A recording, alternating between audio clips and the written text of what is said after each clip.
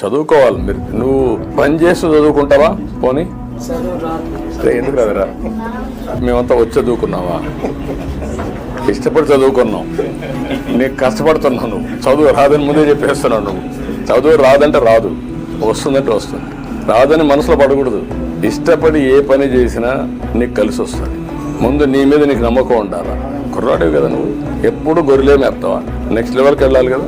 ఇప్పుడు ఆయన ఉన్నాడు, మీ కులమే, వాళ్ళ నాన్న మంచి పారిశ్రామికవేత్త, ఈయన వచ్చాడు, ఈరోజు బ్రహ్మాండంగా మంత్రిగా పనిచేస్తున్నాడు. మరి నీ మాదిరిగా గొర్రెలే మేపుకుంటా అనుకుంటా ఆయన ఏమైండేవాడు? ఏమంటావు? చదువుకుంటూ గొర్రెలు మేపు. చదువు కూడా ఇంటికాడ నుంచి కూర్చొని నేర్చుకోవచ్చు. అప్పుడప్పుడు క్లాసులో పోవచ్చు, అప్పుడు డిగ్రీలు వస్తాయి. ఈరోజు సెల్ ఫోన్ వాడతావా? బ్రహ్మాండంగా వాడతావా? సెల్ఫీ తీస్తావా? మరి ఎట్లా నేర్చుకున్నావు? ఎందుకంటే మీరు బీసీలంతా మీ ఊరంతా ఓట్లు వేస్తారు. నాకు ఎప్పుడు వేశారా? ఎప్పుడు వేస్తారు. తెలుగుదేశం అంటే మీకు అభిమానం. అందుకే మిమ్మల్ని పైకి తేవాలండి. అగ్రవర్ణాలే కాకుండా బీసీలు మీరు అందరూ పైకి రావాలి. దానికోసమే నేను ప్రత్యేకమైన శ్రద్ధ పెడతాను.